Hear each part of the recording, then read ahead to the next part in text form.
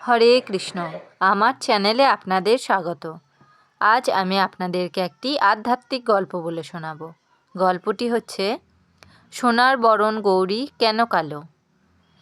যিনি দুর্গা তিনিই কালী, তবে সোনার বরণ গৌরী এত কালো হলো কি করে? দেবাসুর যুদ্ধে পরাজিত হয়ে দেবগণ নারায়ণের শরণাপন্ন হলেন। নারায়ণ দেবগণকে সমুদ্র মন্থনের পরামর্শ দিলেন।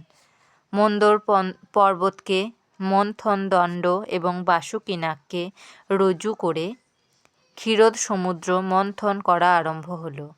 দেবতারা সাপের লেজের দিক এবং দৈত্যরা সাপের মাথার দিকটি ধরে মন্থন করতে লাগলো। কিছুদিন মন্থন করার পর মন্দর পর্বত পাকে বসে গেল, আর টানা যায় না। দেবতারা আবার নারায়ণের শরণাপন্ন হলেন। নারায়ণ এসে কুম্ভরূপে পর্বতের নিচে বসলেন। আবার মন্থন চলতে লাগলো। কয়েকদিন পর বাসুকীর শরীরে রক্তাক্ত হলো। কয়েকদিন পর বাসুকীর শরীর রক্তাক্ত হলো এবং সে বিষ উদগীরণ করতে লাগলো। এই বিষের তীব্র জ্বালায় বহু দৈত্য মারা গেল, কারণ তারা বাসুকীর মাথার দিকে ছিল। এবার সমুদ্র থেকে বিষ উঠতে লাগলো। দেবতারা ভয়ে প্রমাদ গুনলেন। এবার তারা দেবাদিদেব মহাদেবের শরণাপন্ন হলেন, কারণ এত বিষ পৃথিবীতে ছড়িয়ে পড়লে পৃথিবী ধ্বংস হয়ে যাবে।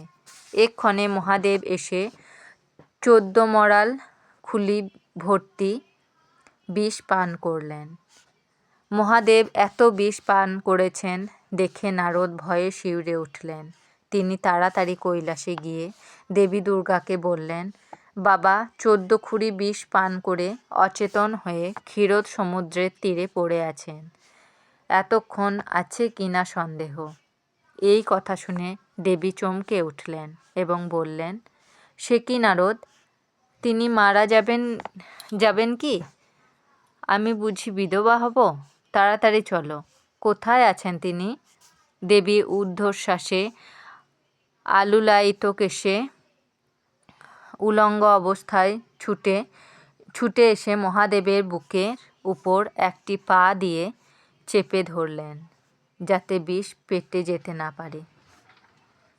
তারপর নিজ ঐশ্বরিক শক্তি বলে সমস্ত বিষ আকর্ষণ করে নিলেন। এই তীব্র বিষের তেজে সোনার বরণ গৌরী কালো হয়ে গেলেন। তখন তারা মহাকাল এবং মহাকালী রূপে পরিচিত হলেন এবং ওই রূপে পূজিত হচ্ছেন। মহাদেব সমস্ত বিষ কণ্ঠে ধারণ করেছিলেন বলে তার নাম হলো নীলকণ্ঠ। আমার এই আধ্যাত্মিক গল্পটি যদি আপনাদের ভালো লেগে থাকে তাহলে আমার চ্যানেলটিকে সাবস্ক্রাইব করে আমার পাশে থাকবেন। আপনারা সবাই ভালো থাকবেন এবং সুস্থ থাকবেন।